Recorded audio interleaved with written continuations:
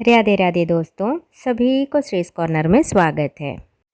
आज हम फिर से कहानी लेकर आए हैं। तो चलिए हम कहानी में चलते हैं। लालच बुरी बला है, हमको लालच नहीं करनी चाहिए। इस कहानी के ज़रिए हम यही मैसेज सभी को देना चाहते हैं। तो चलिए बच्चों, हम कहानी सुनते हैं। बहुत ही पहले की कहानी है। बहुत साल पहले एक नगर में 4 ब्राह्मण पुत्र रहते थे। चारों में गहरी मैत्री थी। चारों ही निर्धन थे। निर्धनता को दूर करने के लिए चारों चिंतित थे।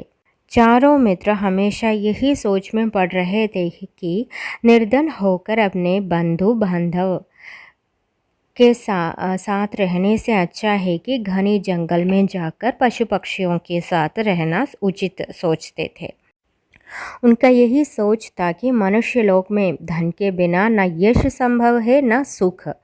धन हो तो कायर भी वीर हो जाता है, कुरूप भी स्वरूप कहलाता है और मूर्ख भी पंडित बन जाता था। यही सोचकर उन्होंने धन कमाने के लिए किसी दूसरे देश को जाने का निश्चय किया। अपने बंधु बांधवों को छोड़ा, अपनी जन्मभूमि से विदा ली और विदेश यात्रा के लिए चल पड़े। चलते चलते क्षिप्रा नदी के तट पर पहुँचे। वहाँ नदी के शीतल जल में स्नान करने के बाद महाकाल को प्रणाम किया। थोड़ी दूर आगे जाने पर उन्हें एक जटाजूटाधारी योगी दिखाई दिए। इन योगीराज का नाम भैरवानंद था। योगीराज इन चारों नौजवान ब्राह्मणों को अपने आश्रम में ले गए और उनसे पूछा कि आप लोग कहाँ से आ रहे हो, कहाँ जा रहे हो। तो चारों ने बोले कि हम धन कमाने के लिए जा रहे हैं, धनोपार्जन ही हमारा लक्ष्य है। अब या तो धन कमा कर ही लौटेंगे या मृत्यु का स्वागत करेंगे। इस धनहीन जीवन से मृत्यु अच्छी है। योगीराज ने उनके निश्चय की परीक्षा के लिए जब यह कहा कि धनवान बनना तो दैव के अधीन है, तब उन्होंने उत्तर दिया, यह सच है कि भाग्य ही पुरुष की धनी बनाता है, किंतु साहसिक पुरुष भी अवसर का लाभ उठाकर अपने भाग्य को बदल लेते हैं। पुरुष का पौरुष कभी कभी दैव से भी अधिक बलवान हो जाता है। इसीलिए आप हमें भाग्य का नाम लेकर निरुत्साहित न करें। हमने अब धनोपार्जन का प्रण पूरा करके ही लौटने का निश्चय किया है। आपको भी अनेक सिद्धियों को जानते हैं। आप चाहे तो हमें सहायता दे सकते हैं, हमारा पथ प्रदर्शन कर सकते हैं। योगी होने के कारण आपके पास महत्व बड़े बड़े शक्तियाँ भी होंगे। हमारा निश्चित भी महान है, महान ही महान की सहायता कर सकता है। भैरवानंद को उनकी दृढ़ता देखकर प्रसन्नता हुई। प्रसन्न होकर धन कमाने का एक रास्ता बतलाते हुए उन्होंने कहा, तुम हाथों में दीपक लेकर हिमालयी पर्वत की ओर जाओ। वहाँ जाते जाते जब तुम्हारे हाथ का दीपक नीचे गिर पड़े तो ठहर जाओ। जिस स्थान पर दीपक गिरे उसे खोदो, वही तुम्हें धन मिलेगा। धन लेकर वापस चले जाओ। चारों युवक हाथों में दीपक लेकर चल पड़े। कुछ दूर जाने के बाद उनमें से एक के हाथ का दीपक भूमि पर गिर पड़ा। उस भूमि को खोदने पर उन्हें ताम्रमयी भूमि मिले। वह तांबे की खान थी। उसने कहा, यहाँ जितना चाहे तांबे ले लो। अन्य युवक बोले, मूर्ख, तांबे से दरिद्रता दूर नहीं होगी। हम आगे बढ़ेंगे, आगे इससे अधिक मूल्य की वस्तु मिलेंगी। उसने कहा, तुम आगे जाओ, मैं तो यही रहूँगा। यह कहकर उसने यथेष्ट तांबा लिया और घर लौट आया। शेष तीनों मित्र आगे बढ़े।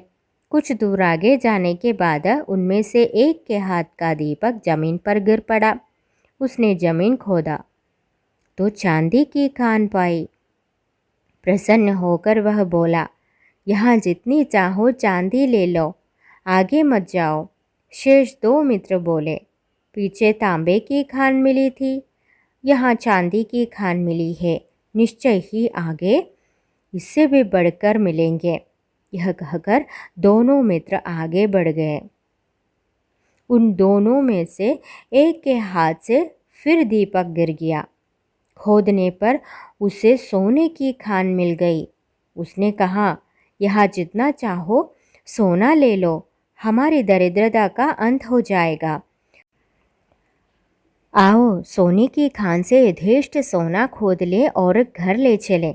उसके मित्र ने उत्तर दिया, मूर्ख, पहले तांबे मिला था, फिर चांदी मिली, अब सोना मिला है, निश्चय ही आगे रत्नों की खान होगी। सोने की खान छोड़ दे और आगे चल। किंतु वह न माना। उसने कहा, मैं तो सोने लेकर ही चला जाऊंगा, तूने आगे जाना है तो जा।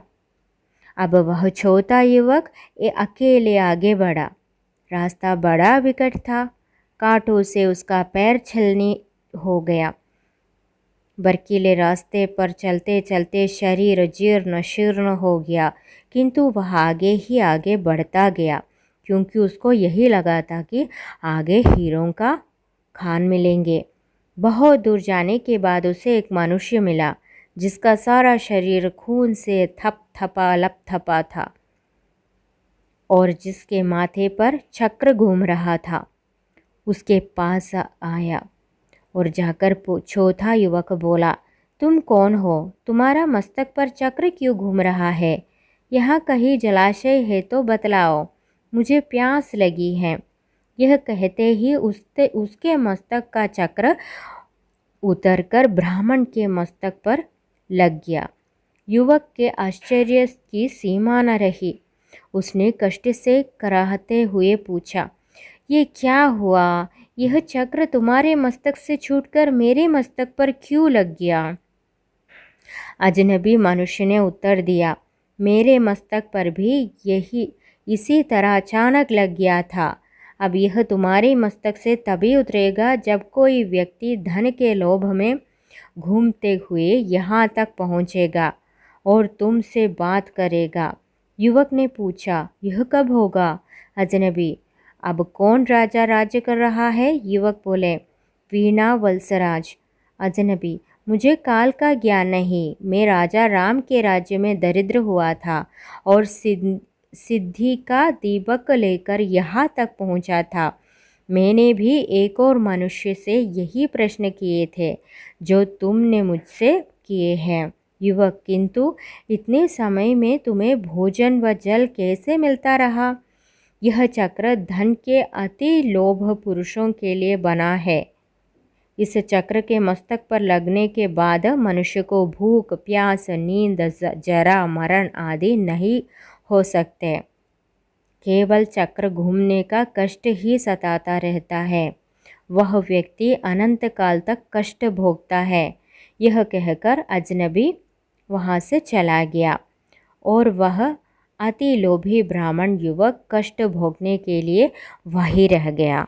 भी एक कथा से सभी को पता चल गया होंगे कि हमको अधिक धन की तृष्णा नहीं रखनी चाहिए। जो भी धन हमारे पास है उसी में संतुष्ट होकर हमको रहना चाहिए। तो आज की कहानी सभी को पसंद आए करके उम्मीद करती हूँ। अगले वीडियो पर फिर से मिलेंगे, तब तक के लिए सभी को राधे राधे।